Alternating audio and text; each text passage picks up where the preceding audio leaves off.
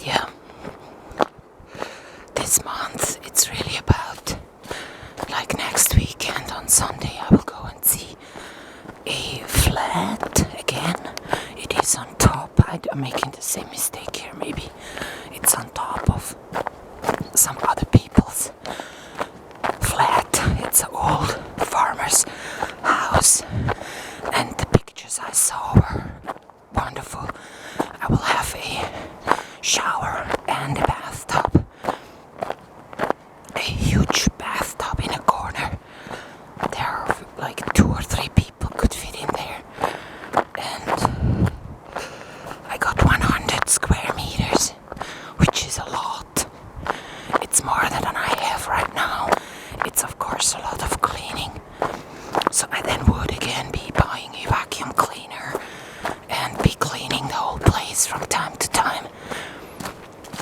You know, the spider webs and stuff. Not the spiders. Spiders can stay, but the webs need to go from time to time. The broken ones flying about. So, you know, it's because it says in a room or in a like stable. That's where it stems from. The farmers, they say, if you got spiders somewhere, you know that it's a dry place. And dry places, they don't get mold. That's what you wish for. So you've got like a meter for whether it's too moist. You can hang up some other humidity meter, something, barometer. In German this would be.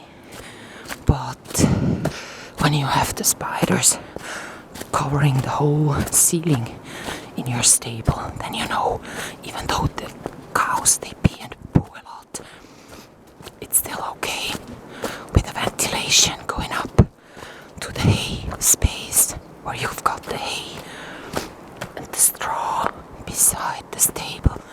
You don't want to carry the straw too far.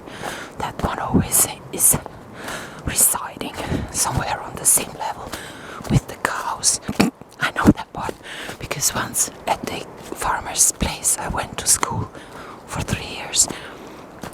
So every Thursday we had to be in the afternoon out working for 2 hours. So I was doing something there, and I know that I had to take the cows back to the stable.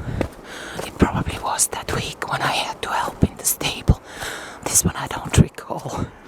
So then all the cows went down the stairs towards the stable's door. Just one cow didn't. So I was running then after her.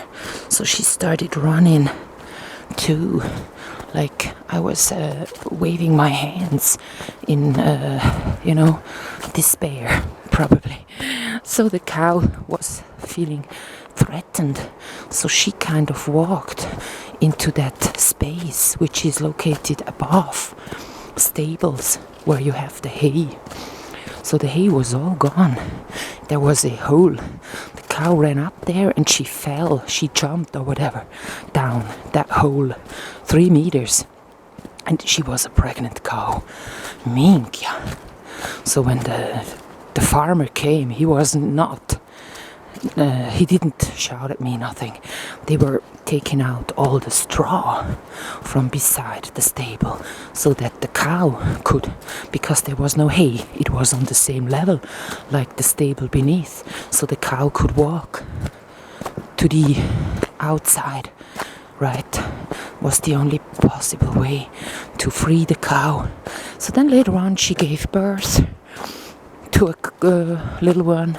And I guess I was even the one in the stable that night because I was living in the farmer's house and he was telling me like, oh yeah, the cow, we were in the stable. So he told me the cow is gonna give birth. She just started, go and call the doctor. That's what they do whenever there is a birth, I guess. Even if it's an easy birth, he needs to pass by, I guess, I don't know, or to be informed, I have no idea. So he gave me a piece of paper with a number. I ran up to the place where we lived, just a minute, away from the stable, not far, and I called, and then I went back, and then I saw the calf laying there already.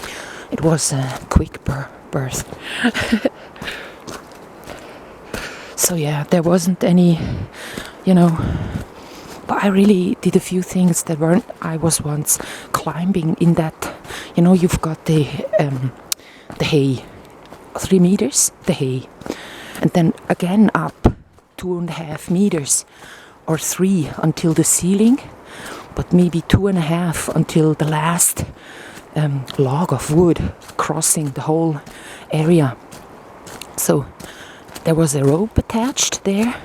When there was hay, it was meant to be a place where you could hang onto that rope and let yourself fall into the hay. But there wasn't any hay. So I was crawling along that thing, and another girl was with me, so I probably was going, oh yeah, I'm really tough, and I was. So I crawled just until I could grab the rope, and then I was letting myself hang down that rope, and I jumped to the floor, which was almost 5 meters below me, 4 at least. It was 2, 3, maybe 3.5 meters. I've once owned a cupboard that was 2 meters long, so 2 meters is a huge distance. That's why I know. So it was a long distance to jump for me, that I have not been, well, I've always been crawling up the houses at those places where I stayed. Like I was inventing parkour before it even existed. And by the way, I invented parkour then, the flash mob, the leggings. Like before the leggings, you couldn't really wear anything. There wasn't like stretch trousers, there was nothing. But there were these gymnastic trousers, the black ones, just black. So that's what came good to me. I bought those, and then I wore a negligee. A negligee is kind of embroidered at the borders and stuff. So that one I would wear on top of that, and a real wide sweater. And then I would have a bag that I sewed together myself, black jeans bag, which looked like a sea from the people from the seas. That these bags, it really looks like a bag. One of these I had on me, and the leather jacket. So on top of that sweater that went all down here, almost, I had also a leather jacket that just went to my waistline. Yeah, I once saw that jacket in the city, and then I told the guys in that farmer's thing, I need to have that jacket. So they said, okay, 200, I think, Swiss francs it was. You're not gonna have too much money left for other clothes, but that's fine if you also give some money to it. Yeah, and it was the time when I was stealing so much, so once they actually found out, they were just following me to that small village I was going to for my violin lessons. I guess it was at the beginning I was at that village rather than far away in a city taking violin lessons, or the other way around. First I went to a far away city, and then she made the effort to get closer to me, so I just had to go downhill. Also there I was already having to go downhill, and for returning then go by train 2 stations, like 15 minutes, and then when I went back I had to walk uphill 45 minutes, 35 to 45, depending upon whether I would take the bike with me. I didn't have to, but I usually did. So I followed the road, and the road made these S curves. So that one may have slowed me down a bit. Like when there's a S curve, then you have like a shortcut shortcut always. You can always go a shortcut. And that one I couldn't take with my bike. But it was nice. I was listening to music over headphones. Not even loud. I could have had a ghetto blaster with me. But yeah, Walkmans were out then. Not really players, music players, media players. So yeah. So just so you know, I even invented the selfie. It's a natural thing when you have a camera with you. You just do photograph yourself. So my first compact camera was size like my hand. It was a huge thing. It was also heavy, kind of. Not really like heavy, but you know, it was a cheap one always. I always trashed it like in a year or something. So, but because having that one with me, and sometimes I enter a party, I take a picture, I relax, I do stuff, talking to the people, and then I don't take any photos anymore.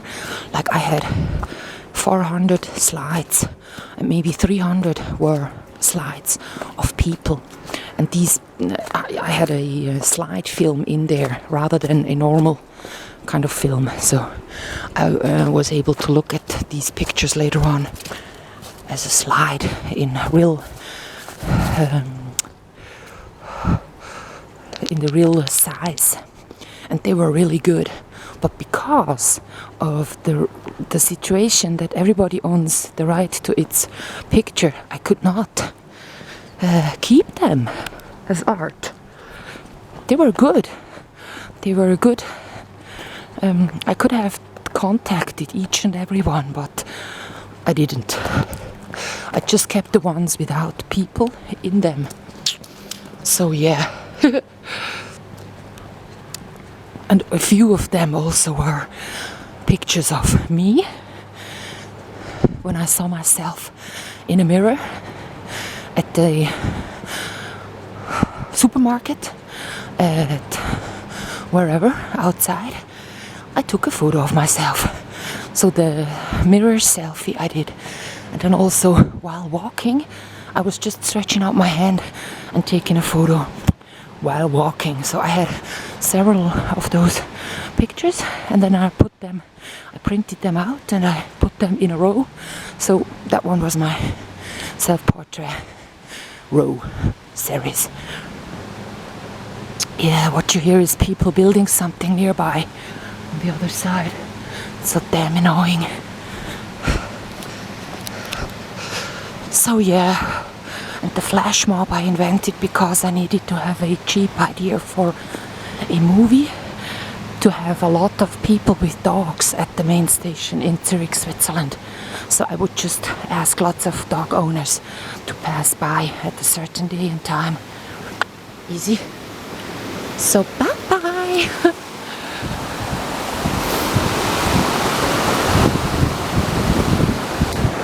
Usually I